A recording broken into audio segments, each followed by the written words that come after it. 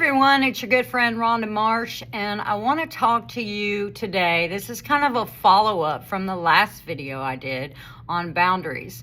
Today I want to talk to you about standards, because boundaries and standards kind of go together. They're like a union. When you have boundaries in your life that you don't want people to cross over, that means that you have standards for your life.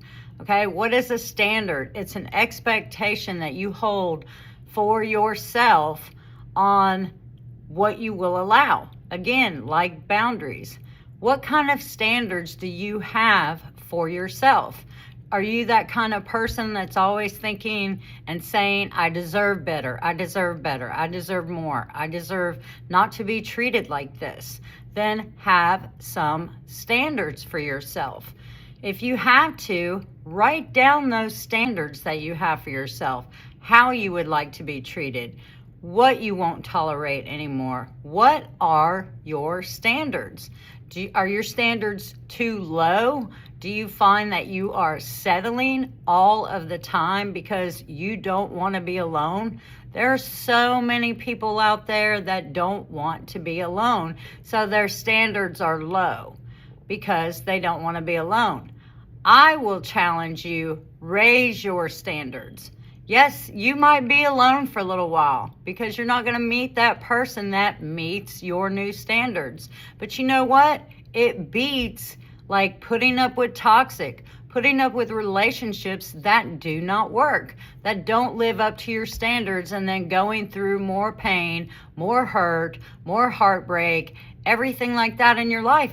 To me, it is like it took a little while to be alone, but then once I was alone and I had raised my standards, I was so comfortable not having to fight relationships anymore, not having to lower myself because somebody else, was like this or was like that. And I was thinking, I don't deserve this. I deserve better than this. Well, let me ask you this. Do you really think and know that you deserve better? Because if you do, if you know that, then don't tolerate somebody that doesn't hold you to a high standard. Whomever God has for you will hold you in high regard, will hold you to a high standard. They won't push those buttons and they won't say, I think that, she'll just put up with this or he'll just put up with that or whatever the case may be. No, you need to have higher standards for your life. Make a list, write it down. What is it that you would like to see your life be like? What is it that you would really like to see your life be like? And what is holding you back from having a higher standard for yourself? Because if it's your past and your mistakes that you've made in your past, let me just say this. Don't focus on the past. The past is the past for a reason. We are not our past. I never let anybody hold me to a past standard. I've made a lot of past mistakes. We all have. We are all human beings. We are all living on this earth for the very first time. So that means that we're learning things for the very first time together. So don't have a low standard for yourself because you've made some past mistakes. I don't care how bad your past was.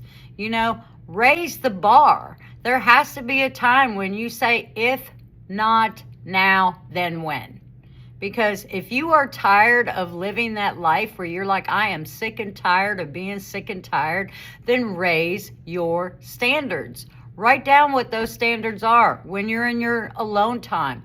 I would suggest spending time with God, watching preaching, watching motivational speaking. Do something, read a book, do something that does not make you feel alone, but don't lower your standards. It has come a time in life when you have to raise your standards and stop settling for the things that are not right for you in your life. And you know that they're not.